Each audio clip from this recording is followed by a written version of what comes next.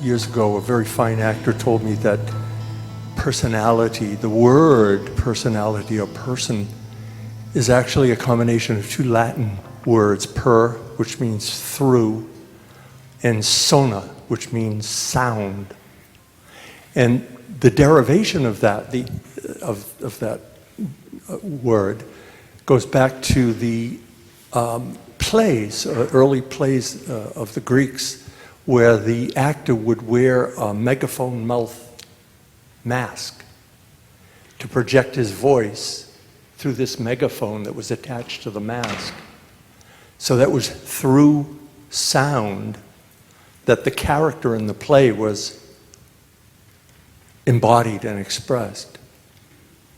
And it sounds like what you're saying is that the sense of a separate person is a mask that we wear. And that what is behind that mask is this infinite, non-localized, timeless awareness. Yes, yes, exactly. King Lear is a mask that John Smith wears. So the mask, there's not a problem with the mask itself. It is the means through which the play is enacted. If there was no mask of King Lear or Romeo or Hamlet, there would be no play. Yeah. John Smith would just stay peacefully at home. So it's not the mask that is the problem. The problem is when John Smith feels that he is limited by the mask. If the mask is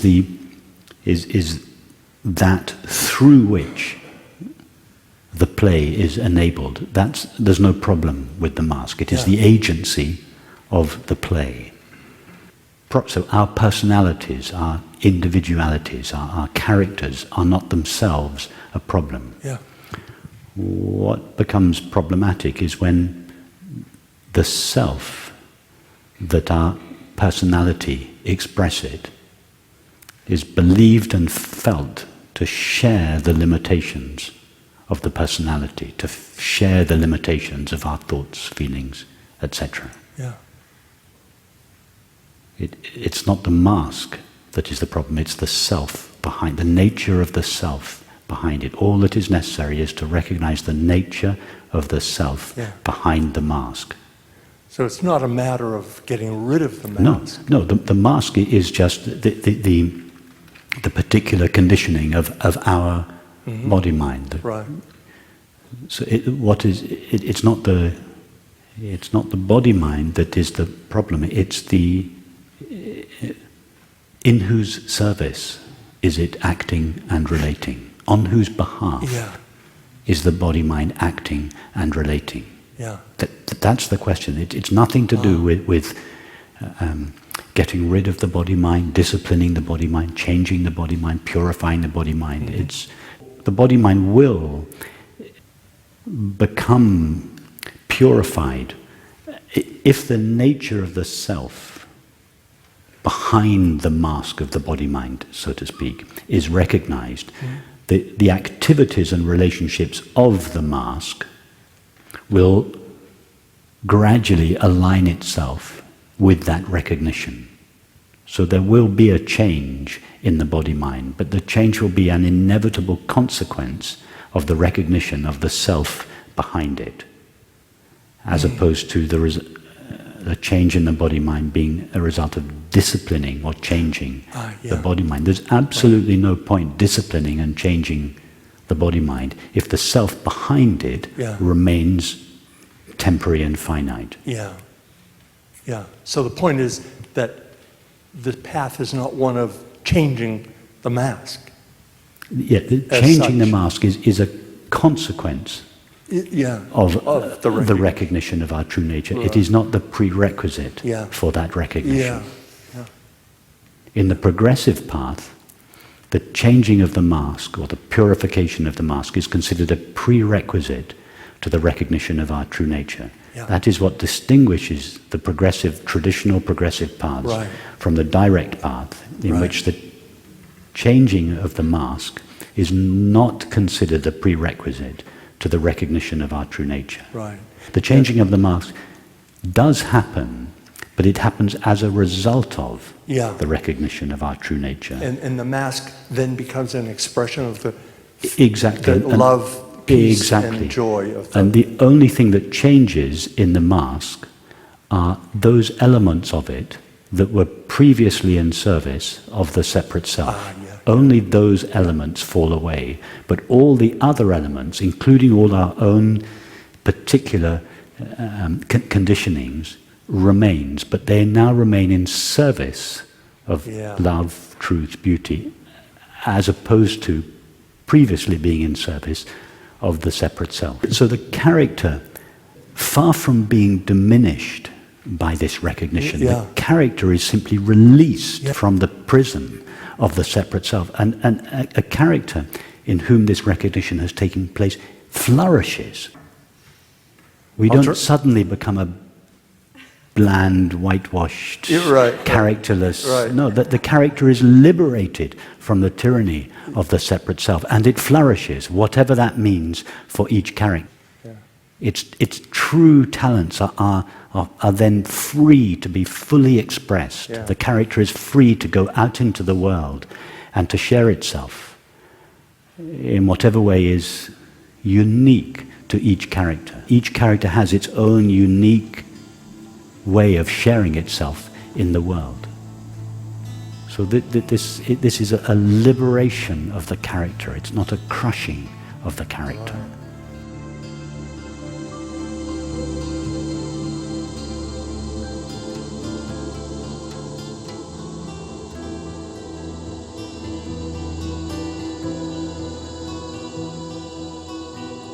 In this abiding, when Ramana calls it abiding, Nisargadatta was told you are that, and he believed his teacher, and then he just lived as that.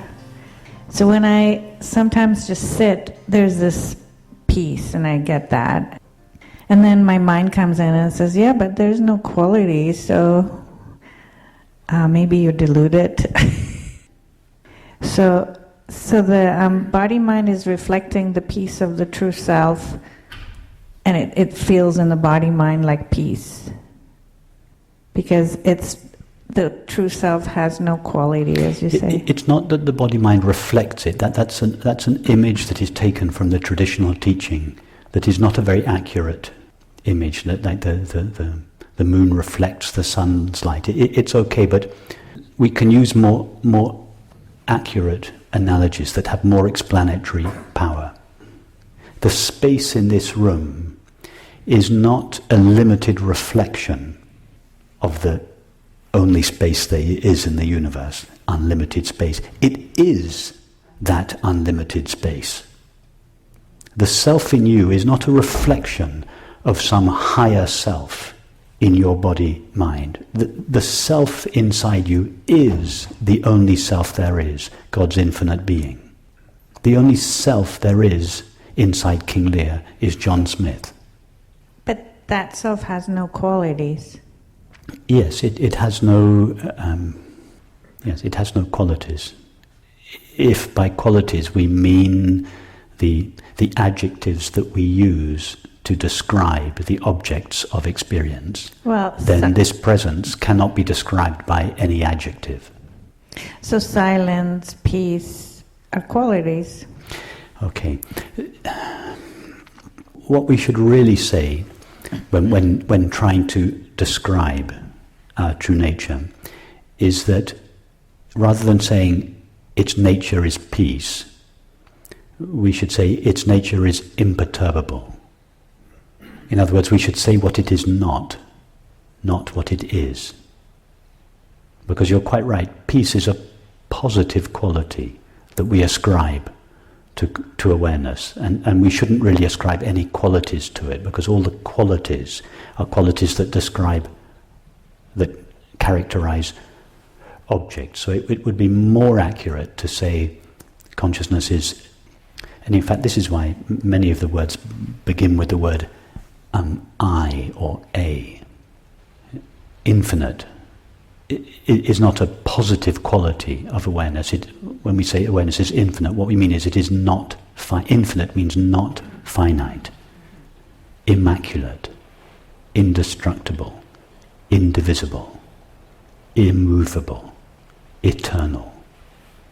These are not positive qualities. They all begin with the letter I or a usually, meaning not divisible, not finite, not disturbable, not divisible, no separation, no sense of lack, cannot be disturbed. But the common name for that which is imperturbable or cannot be disturbed is peace.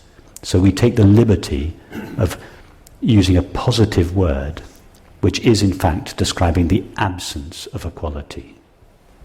It's like the difference between the conversation we had earlier about Francis saying consciousness creates the world for fun, and I say consciousness has no purpose for creating the world. It's just a positive and a negative way of saying the same thing. So let's say I'm sitting meditating and I feel peace. And then I think I must be abiding in my true nature, but it's not true necessarily. Well, if you have the feeling, I feel peace, you have two experiences, peace and I, the one that knows it. Mm-hmm. The I, the one that knows it, in this case, is a limited subject. Peace is the object of your experience, I is the limited subject of your experience. So your peace is a state of mind that the separate self knows. It is not yet the peace of your true nature. In order to experience the peace of your true nature, you either have to go deeper into what this I is, go deeply into the I that knows the peace. That's one way to the peace of your true nature.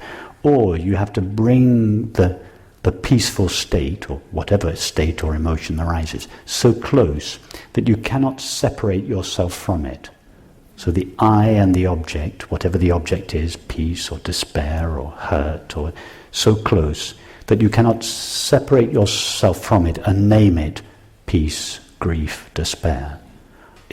You've brought it so close, closer than close. All you taste in the experience is yourself, and not only can you not give it a name, you cannot consider it pleasant or unpleasant, and therefore there is not the slightest impulse either to hold on to it because it is so pleasurable or to push it away because it is so unpleasant. Well, what's the common name for not wanting to hold on to anything and not wanting to get rid of anything?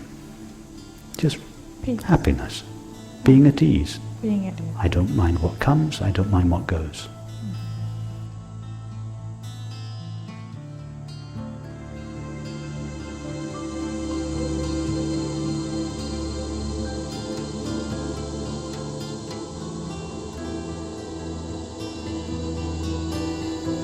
So, when Ramana would say abide, that's what he means?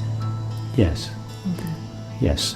When he said abide in your true nature, he didn't, as a concession to the separate self, he may have seemed to address this to a person, but he didn't mean that a person or a self can abide in its true nature. King Lear cannot abide in John Smith. King Lear cannot have the experience, I am John Smith. Only John Smith can abide in the knowledge, I am John Smith. Mm-hmm. So when Ramana Maharshi said, abide in your true nature, this was not an instruction to a separate self. He was trying to evoke this taste of your true nature's knowledge of itself.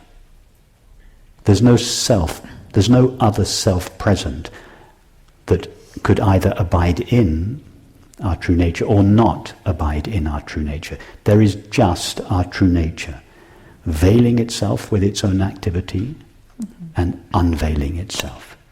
So what he meant was unveil yourself, undress yourself from all your thoughts and feelings, return to yourself and be there. That's what he said, be as you are. That was one of the highest formulations of his teaching. Simply be as you are, not be as you might become. when you finally become enlightened. No, be as you presently are. That's it. That's self-inquiry. And so this unveiling, like you say, it's just holding things close and seeing them really. As long as you can still see them, they are at a distance from you. As long as you can see your finger, it is still at a distance from you. The only time you cannot see your finger is when it touches that which sees. If you can still see your feelings and say it is grief, it is peace, it is sorrow, it is despair, you are still standing apart from it. You have to bring it so close that there is just... So you experience like a newborn infant experiences. A newborn infant experiences, but it has no idea what it is experiencing, because it cannot separate itself out from its experience and name it, let alone judge it. Close your eyes. Yeah. Now, without reference, would you agree, first of all, that yourself, whatever yourself is present now? Mm-hmm. So you don't need to refer to the past in order to have knowledge of it. Yes? No. Okay, now, without referring to the past then, tell us about yourself. Based only on your current experience, what can you tell us about yourself? I exist. Perfect, I am. Mm-hmm. I am. And how is it you can say I am? I don't know. Okay, but keep your eyes closed. Mm-hmm. The reason you can say I am is because you know that I am. Mm-hmm. If you didn't know that I am, you wouldn't have said I am. Yeah? So I am, and I know that I am. In other words, I am being and knowing. Tell us more about yourself. Well, there's sensation, there's... No, don't tell us about your sensations. Tell us about yourself. I'm here. Tell us about what you call here. Yeah, it is feels like a space. No, with your eyes closed and without reference to the past, you have absolutely no knowledge of space. Oh, yeah, it's there's sounds that... No, don't tell us about sounds, tell us about yourself. It's just quiet. I don't really have anything to say about it. Okay, why can't you say anything else about it? Why can't you said I know and I am. Why can't you say anything else about yourself? It's quiet. Keep your eyes closed. It's quiet, okay. Mm-hmm. Is there any suffering present in yourself? No. Okay, that's the answer to your question. Any moment of experience, the deepest despair, the greatest ecstasy, or just the taste of tea, you could do this, close your eyes and do this little experiment, and it will take you directly, in one step, to the peace of your true nature. All I know about myself is that I am, and that I know that I am, and that it is quiet or at peace. That simple experience, just the simple knowing of our own being, is the experience for which all people long above all else. And it can be accessed in a 5-minute experiment like this. Even with the eyes open. With the eyes open, it makes no difference. Do it to begin with the eyes closed, and then when you have this unshakable certainty and the simple peace of your own being, then open your eyes and see that nothing changes. Tell us now about yourself with your eyes open, without reference to memory. Yeah, it's just peaceful and quiet and still. It's the same. It's the same.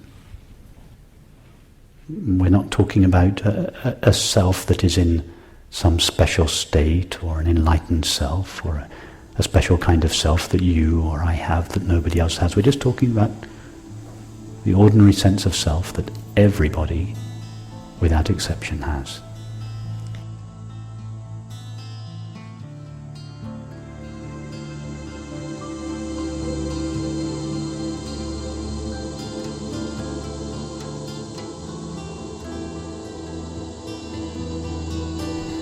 This week, Rupert, you've disrupted some of my intrinsic beliefs, and I want to thank you for it, because it took a lot of pressure off of how I was conducting my lifestyle based on karmic accounts and all that stuff. But my question to you is, how do we keep up the momentum of what we've learned here between these retreats? Because life takes over and things happen. So I just want to get some guidance on how I can continue on this course. As I said earlier this morning, the spiritual journey has two pathways, the via negativa and the via positiva. So the via negativa is what we did in our meditation this morning. You just, and this is just one of many portals. Take the thought, I am, and just go to the experience. You don't really go to it because you are that already, but you understand what I mean. You go to the experience to which we refer when we say simply I am, and just abide in that, sink into that. Just keep sinking into it. It doesn't have a bottom. Just sink into, make this your daily practice. Not for the purpose of reaching somewhere. You have already reached what there is to be reached. In this approach, the goal is where we start from. So you just make this your daily practice. You may choose to put by 2 formal periods or 1 formal period or whatever each day, but you may also choose either instead of that or as well as that to just have brief moments in between activities and relationships where you just pause and sink deeply into the experience of being aware, your essential naked self. It's not the quantity of time that is important, it is the quality. So that's the via negativa. Do this for no reason. The reason has already been accomplished. And then the via positiva is to express, communicate, celebrate, share the qualities that are inherent, if we can call them qualities, in our naked self-aware being. And just as there is no end to the sinking into ourselves, so there is no end to the expression of our essential being in our thoughts and feelings and our subsequent activities and relationships. So completely abandon the idea of achieving something or becoming something or acquiring something like enlightenment or anything like this. Enlightenment is not an experience. You remember, I think it was Shunryo Suzuki, David might correct me, but who someone once asked him, why do you never speak of your enlightenment experience? And his wife, who was sitting at the back of the hall, stood up and said, because he never had one. Enlightenment is not an experience. There is just the light of the self, not the extraordinary self, not the spiritual self, not the mystical self, not the transcendent self, not the metaphysical self, just the ordinary, intimate, well-known, familiar, but usually overlooked self that each of us refers to when we say I or I am, before it is colored or qualified by experience. Just make that your refuge, your home. Make it the altar to which you offer or sacrifice everything, the altar to which you surrender everything in your life. And then when you, as it were, turn around again, and thoughts and feelings reappear, and subsequently activities and relationships, allow your thoughts and feelings and your subsequent activities and relationships to be infused with the peace and the unconditional fulfillment and the love that you find at the heart of yourself. That's it. The love that we have all felt between us this week is the shining of our shared being. We take our shared being with us wherever we go, and we each express it, share it, communicate it, and celebrate it in the world.